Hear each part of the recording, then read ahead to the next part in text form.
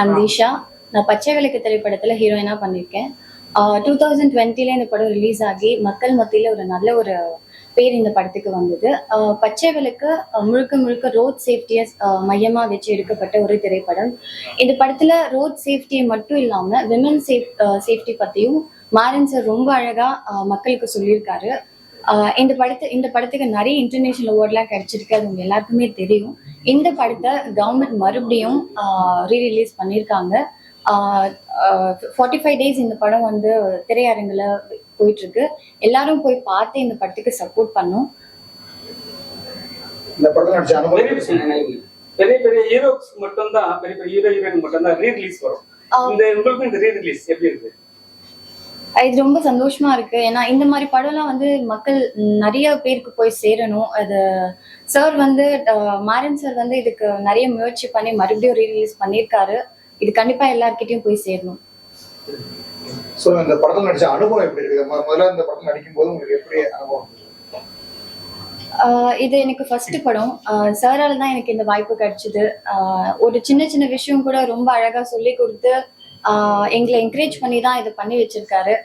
So இந்த படத்துல நிறைய நல்ல விஷயம் இருக்கு. It's like a family.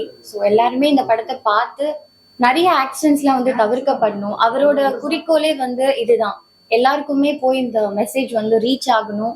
அதுக்காக தான் கிட்டத்தட்ட ஒரு படம் 2020ல ரிலீஸ் ஆச்சு. இப்போ இன்னைக்கு வரைக்குமே அந்த படத்து மேலதான் அவர் ஒரு பெரிய ஒரு லவ் பேஷனோட இருக்காரு. அதனால தான் இது மறுபடியும் ரிலீஸ் பண்ணிருக்காங்க. சோ இது எல்லாருமே போய் பார்க்கணும். தியேட்டர்ல போய் பாருங்க இந்த படத்தை. ஒரு ஹீரோயின்னா ஒரு அவேர்னஸ் படத்தெல்லாம் மேக்ஸிமம் பண்ண மாட்டாங்க. லவ் பெரிய ஆக்ஷன் படம் தான் பண்ணுவாங்க. அவேர்னஸ் படம் பண்ண காரணம் என்ன? கதை டைரக்டர் எப்படி சொன்னார் உங்களுக்கு? சார் வந்து கதை சொன்னது வந்து அவருக்கு என்னன்னா, இது ஒரு மக்களுக்கு வந்து ஒரு மெசேஜ் சொல்லணும், நிறைய நல்ல விஷயம் நடக்கணும். அதுதான் எங்ககிட்டயும் சொன்னாரு. சோ நம்ம எல்லாருமே ஒரு ஹீரோயின்னா இப்படிதான் பண்ணணும் அப்படின்னு கிடையாது. நம்ம நல்ல விஷயத்த கூட மக்கள் கிட்ட சொல்லலாம். சோ அதனாலதான் இந்த படம் கண்டிப்பா பண்ணணும்னு தோணுச்சு. சாரால தான் இந்த படம் பண்ணது.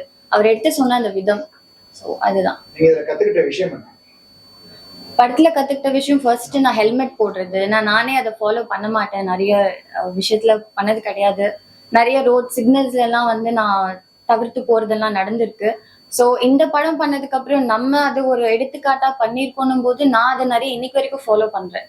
ஸோ கண்டிப்பா அந்த விஷயம்லாம் நிறைய. அப்புறம் இது மாதிரி சின்ன சின்ன விஷயம், விமன் சேஃப்டி முக்கியமா இதுல அது நம்ம முக்கியமா சொல்லணும். ஸோ அதுல சம்பந்தப்பட்ட விஷயங்கள், மொபைல்னால பெண்களுக்கு நடக்கிற விஷயம், அது தவிர்த்து நடக்கிற நிறைய விஷயங்கள் இருக்கு. ஸோ அதெல்லாம் வந்து நிறைய போய் சேரும் எல்லார்கிட்டயுமே. எனக்குமே அது ஒரு நல்ல ஒரு அவேர்னஸ் தான். இப்ப ரோட் ஆக்சிடென்ட் பாத்தீங்கன்னா 50% வந்து ஃபர்ஸ்ட்லாம் வந்து ஆண்கள் தான் ஆக்சிடென்ட் ஆகும். இப்ப வந்து 73% வந்து பெண்கள் வந்து போன் யூஸ் பண்ணி ஹெட்போன் யூஸ் பண்ணிட்டு அவங்களுக்கு வந்து ஏதாவது ஒரு பிரச்சனை, ஒரு ஏதாவது எதுக்கு ஒரு வண்டி வருதுன்னா அவங்களால டக்குன்னு ஹேண்டில் பண்ண முடியல. அது எப்படி நீங்க வந்து அந்த படத்துல ஏதாவது வச்சிருக்கீங்களா? பொறுத்த வரைக்கும் ஒரு திடீர்னு ஒரு செகண்ட் ஏதாவது ஆச்சுன்னா அவங்களால ஹேண்டில் பண்ண முடியல. ஆமா, அந்த ஒரு சீன் ஒண்ணு இருக்கு. போன் பேசிட்டு போறதுனால நடக்கிற ஆக்சிடென்ட்ஸ் எல்லாம் வந்து எப்படி நடக்குதுன்றது பொறுத்து இந்த படத்துல ஒரு சீன் இருக்கு.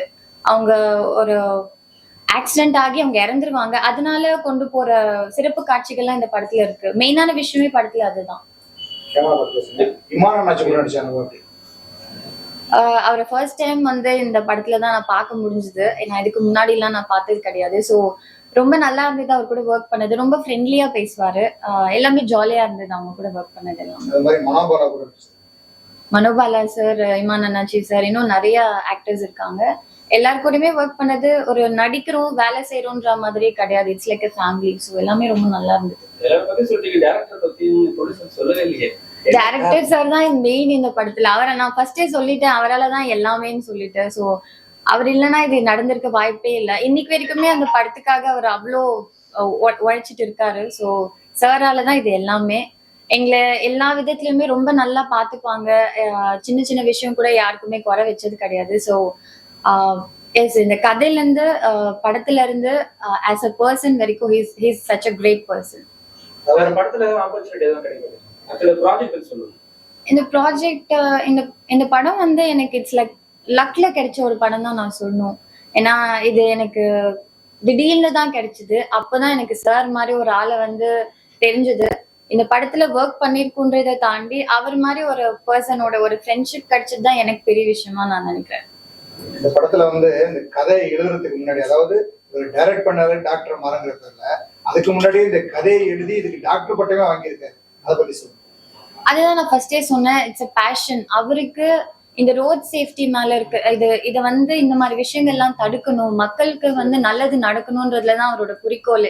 ஸோ அதனாலதான் அவர் இவ்வளோ தூரம் இதுல PhD வரைக்கும் பண்ணியிருக்காரு. Definitely it's a passion. அவ்வளவுதான்.